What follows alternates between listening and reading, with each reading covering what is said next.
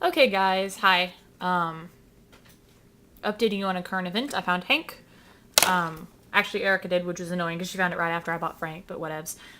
So, today I have a Lego review for you. And that is Jedi Scout Fighter, ages 8 to 14, set 75051 with 490 pieces. I bought it from the Lego store for $59.99. And this is actually from the Yoda Chronicles, which is non-canon to Star Wars. It is something that only Lego does, so you will only see this in Lego form, considering it is only a Lego thing. Oh gosh, got clothes in the back of my chair and they're falling off. Put it on my bed. Okay, so with that being said, I think that there are definitely some really cool minifigures, and the ship is really neat too. I kind of wish that Star Wars would use the ship in their actual movies or something. But they had one of Jack's Starfighters that came out, I think, last year, and people said they liked the minifigures better with it. I disagree. I think the minifigures in this one is better, as well as the ship. I do think the ship is cool too. So anyways, without further ado, we will continue with the Lego minifigures. So first we have this Astromech droid, cleverly named Astromech droid on the box. And so he's like this navy color and chrome and yellow, which I really like. One of these days they will actually do back printing on, I don't know why they have not yet printed on the back of the freaking Astromech droid. It bothers me so bad, or so badly, because clearly we can print on the front. Why can't we print on the back? The future though, guys, future, it's coming. I know it's coming. And then we have another, and he goes away. Protocol droid, which is this guy, what's his name? RA7 protocol droid. And I think we first get our first look at this type of protocol droid and Jabba's palace, I think. Or maybe the Jawa Sandcrawler. Anyways, so kind of reminds me of a bug. I wish they had done more like detailing on the head in regards of color. He's all one color, though the detailing is nice in terms of sculpture. And then he's got, again, he kind of reminds me of a bug or a zombie Geonosian, which I have in Lego form, so they kind of look similar. But he is a protocol droid. And I haven't seen any of the Yoda Chronicles, so I have no idea how this, who's with who, because I thought that Jack was a bad guy, but I don't know, because he's with a Jedi at the moment. But this is him. He looks like the special ops trooper that I got in one of my books, the Yoda Chronicles book, which I guess I could read and maybe find out. I haven't read it. Maybe if I read that and find out, I'll be able to see what side Jack is on. He's got a really cool clear arm that has like lightning coming off of it.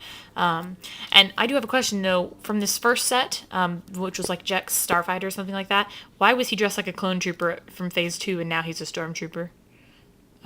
I just wondered that. I definitely really like the white on the gray. I think it looks better than the red and the white that he came with originally, but he has this fancy face that has like lightning coming from his eyeballs. And then eyeball, just regular, his angry face there. I kind of wish that he'd come with hair so that we could display him with his like lightning eyeballs. But I won't ever be able to take off his helmet so you could see his lightning eyeballs because he has no hair. He does come also with a lightsaber. It's blue. I'll show you here in a minute. And then we have the Ithorian Jedi Master, which is mainly why I got this set. Yes, I will buy $50 sets for one minifigure, because I'm weird. But yeah, we've seen him before. Not necessarily as a Jedi Master, but as a Cantina patron. And then in the Clone Wars Micro Series, back in 2003. He looks really cool, though. He's brand new, obviously. He's so cute. So he looks really neat. I definitely like him. He's very cool. He comes with a green lightsaber, which I'll show you as well. No blasters in this one, which is kind of nice. I think every freaking set comes with a blaster. So here is the set itself.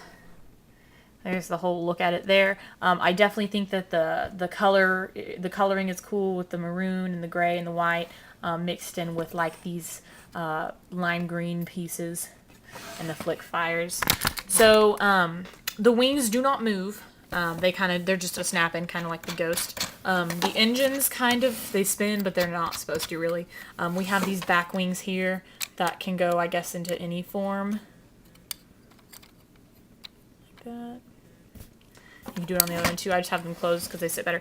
This guy has like no landing gear, so he sits really, really flat to the ground. Can Can I zoom out? No, I'm already zoomed out. Wow, this thing is pretty big. It was actually a really enjoyable build. The cockpit here opens from both sides, and you can have the Jet sit here, and then the Ithorian Jedi Master sit there. And they both have control panels, and those are not stickers. What is a sticker is this thing, these right here, and those. I think that's all. Yeah, so not too much. Another thing about the cockpit is that it can, well, if you don't flick the missile, trying to do that, they come with 2 flick fires, right here and right here, and I just flicked one. They're not flick fires, I'm sorry, they're spring-loaded. Thank God they're not flick fires. Anyways, and so the thing comes off like that. It just slips in, just like the Ghost's escape pods. So they say that this can become an escape pod, which is kind of neat. I have a fetish with escape pods, so I like that. And it slides back in. It's got a track that it sits on. Down here, in this spot right here, we have a place for astromech droid. Like that. And then right here, we have a turret, which is cool. There's the other one. It rotates, it clicks when it rotates too, and it can move pretty much, you can get pretty much any angle except the bottom of the ship, which has no defenses. It's pretty blind there, but I guess this can be controlled either by astromech droid or by the Ithorian, because he can sit, or Jack, because he can sit in the back there. So I'm not quite sure who exactly controls the turret, but it looks pretty cool. The engines I also like. They've got the little blue piece underneath. And last but not least, this whole little section right here lifts up. And there is a thing in here that you can just pull out. It just slides out. And this is where the part of the show I don't understand comes in, because these little cases hold holocrons. I know with the Ghost we also got holocrons. I don't know what it is with holocrons, but that's the thing now. So you get a red one and a blue one and a green one. And they just go in there. And they also show to put the lightsabers right here, which is kind of cool. I like that they give you a storage place. So this one is Jex, and he's got a special white hilted lightsaber, which is really neat in my opinion. And then down there we also have some like thermal detonators. So I guess this is like their cargo. This is the Ithorian Jedi Masters lightsaber anyways, and that just goes back in here. And all of the figures fit in the ship except for the protocol droid. You can kind of put him in the back if you want. If you put him in the very back and lean him backwards, it kind of stays, but it kind of sticks up a little bit. You can see the difference there. So he doesn't really fit in the ship, but everybody else has a place. So that's kind of cool. This is definitely a well thought of design. And somebody just walked in, so I'm going to end this here.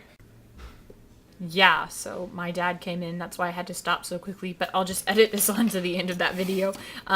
Basically, I think that this is a really cool starship, especially for it being non-canon to Star Wars. It's definitely really cool, and it came with a bunch of interesting Lego minifigures. So anyways, that is that review, and I hope you enjoyed it, or found it slightly insightful maybe. And stay tuned for more reviews, guys. As always, thank you for watching, and have a magical day.